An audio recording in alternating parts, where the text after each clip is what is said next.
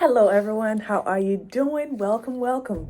Today I want to talk to you about the Eppendorf EasyPet 3. Most of you have been asking, what do I do with this pipette? Do I put it in calibrate? Do I calibrate it or do I not calibrate? Does it get a sticker? Does it not get a sticker? What do I do with it? Well, calm down. I have a quick answer for you. So first of all, this is not a pipette. It's a pipette aid. It's a pipette helper. This is the pipette in this case, okay? So this can come in glass or it can come in plastic. It is already marked. It is graduated. So it is precise and it is accurate, okay? So if you insert the pipette into the pipette aid or the pipette helper, you just push the button aspirate or push this to dispense, all right? And if it is not working, then we just go look at why is it not working, all right? So it could be that it's a battery issue. You check your battery to see how old it is. There is a date on here. As you can see, this is 2016. And you know, per our protocol, if a battery is more than 3 years old, we recommend that the customer replaces it or we replace it for the customer and charge them, okay? And also charge the pipette aid, and then it will start blinking here so you can know that it's working or it's not working, okay? So let's give it a few seconds as it's moving up and down, all right? Now, you see, it's beginning to work. You would insert it and make sure it aspirates. So I can see that it is currently not aspirating. Okay, it is aspirating. So there is a problem with the contact. All right? A customer wouldn't want to have trial and error, push it 3 times before it comes in or comes out. Okay? All right. So now that you have done your visual inspection and verified or replicated what the problem is, our goal will be to move into preventative maintenance and repair. So now that I know that it's a contact issue, it could be the PC board inside or the motor, something not working.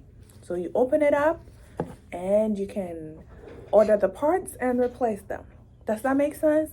When you are done, you do not enter this into Calibrate. For those in the field, you do not enter it into Calibrate in your work list because it will not go into calibration. You are not going to do an as found for a pipette aid or an as left for a pipette aid. All we do for it is a PM and repair.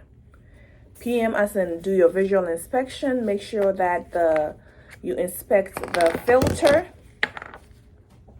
This is the filter and this is the adapter.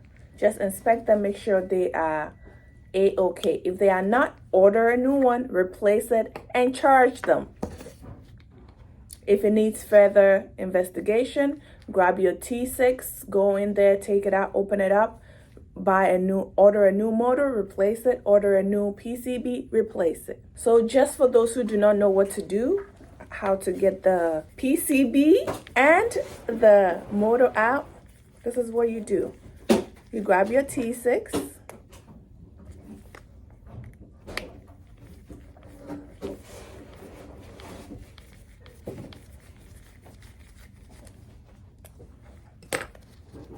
it's very simple.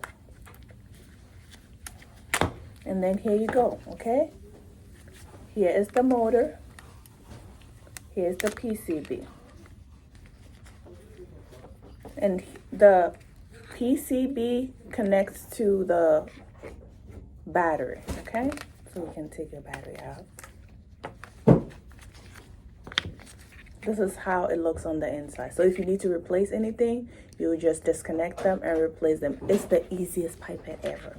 So now let's just say we are done replacing and everything is working as it should be. What next?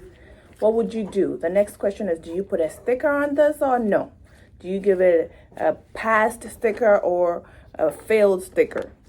If it is working, my dear, you are going to give it a sticker. So for those of you who have handwritten stickers, we used to have handwritten stickers where it says inspected so that you can just handwrite it, the date that you worked on it and the next due date per the customer's request, okay? So if it is 3 months, it will be 3 months from today. If it is 6 months, 6 months from today. If it is 1 year, 1 year from today. You just want to put something on it to show that it has been inspected. It's not a calibration sticker. Do not put a calibration sticker on because we didn't do a calibration on it. But you do an inspected sticker. You put an inspection sticker on it. In E365, I believe there is an inspection sticker that can be printed when you go to print labels. All right. To print an inspection sticker, you would go to print options, drop down, click on print labels, and then you choose what you're looking for. So as I said, EasyPet 3, you only need an inspection, so you choose that, and then you go ahead and fill out all this, and that will be what you'll be getting.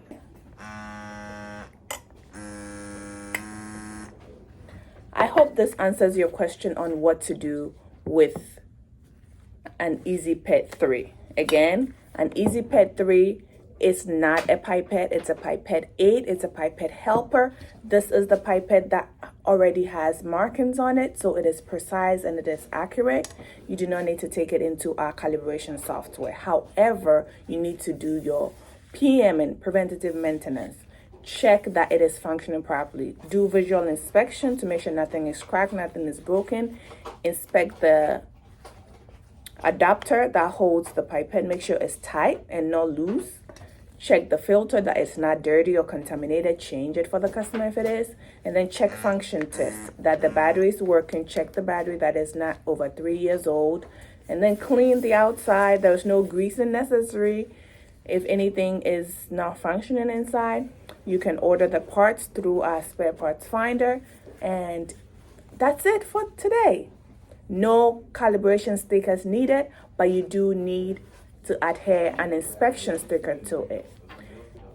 I hope this answers your question. Thank you so much and have a great day. Bye-bye.